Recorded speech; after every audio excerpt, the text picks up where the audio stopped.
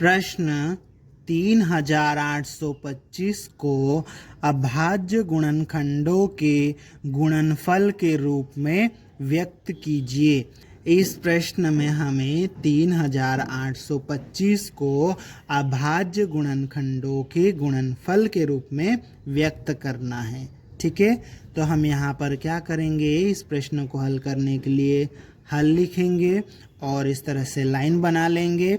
यहाँ पर 3825 लिखेंगे और इसके अभाज्य गुणनखंड ज्ञात करेंगे। ठीक है, इसके लिए हम ये चेक कर लेते हैं कि ये जो 3825 है ये सम संख्या है या विषम संख्या है। सबसे पहले ये जान लेते हैं सम संख्याएं और विषम संख्याएं क्या होती है।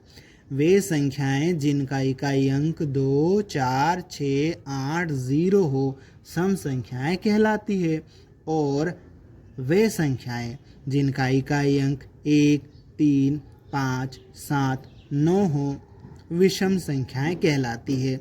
तो देखो इसका इकाई अंक कितना है, 5, तो ये विषम संख्या है।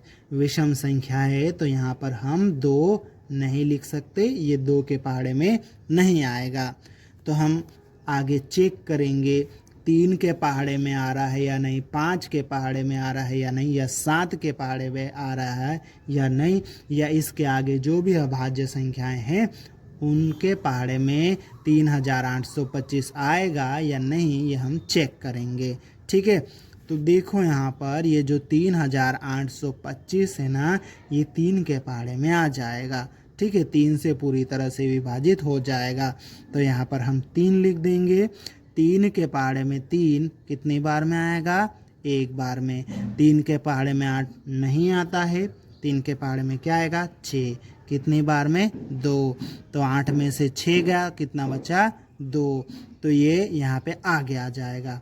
तो ये कितना बन गया, 22। 3 के पहाड़े में 22 नहीं आता है, कितना आता है, 21 कितनी बार में, 7 बार में। 22 में से 21 गया, कितना बचा, 1। तो यहाँ ये आगे आ जाएगा।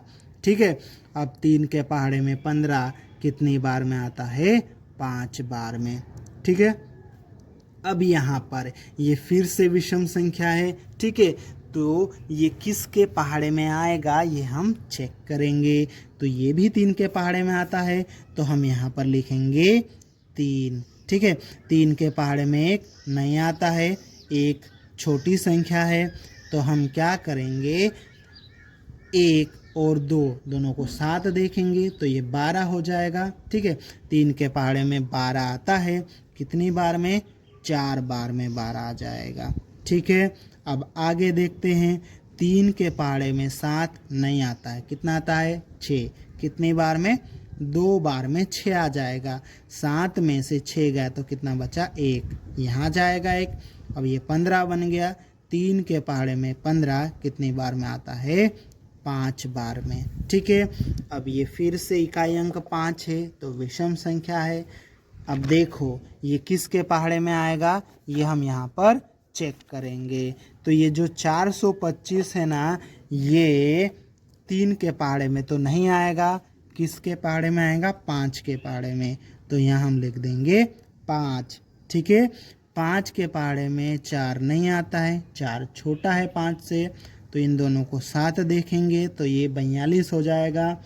5 के पहाड़े में 42 भी नहीं आता है, कितना आता है, 40। ठीक है, कितनी बार में, 8 बार में। तो 8 बार में 40 आ गया। 42 में से 40 गया, कितना बचा, 2। तो ये 2 यहाँ आगे आ जाएगा, ये 25 बन जाएगा। 5 के पहाड़े में 25 कितनी बार में आएगा, 5 बार में। ठीक है, अब ये फिर से 5 है पीछे, तो ये भी 5 के पहाड़े से जाएगा, तो यहाँ पर हम लिख लेंगे 5। अब 5 के पहाड़े में 8 नहीं आता है, कितना आता है, 5 आता है, कितनी बार में, 1 बार में 5। तो 8 में से 5 गया, कितना बचा, 3। ठीक है, तो ये 35 बन गया। 5 के पहाड़े में 35 कितनी बार में आएगा, 7 बार में। ये 17 आ गया। 17 किसके पहाड़े में आता है, खुद 17 के पहाड़े में, कितनी बार में, 1 बार में आएगा।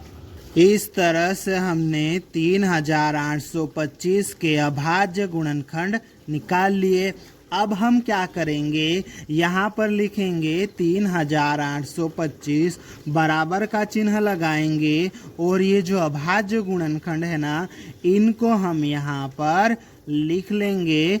ठीक है, इस तरह से यहाँ पर लिख लेंगे गुणा का चिन्ह लगाकर। ठीक है, आप देखते हैं यहाँ पर 3 कितनी बार आया है, 2 बार, तो यहाँ पर 3 की घात 2 लिख देंगे।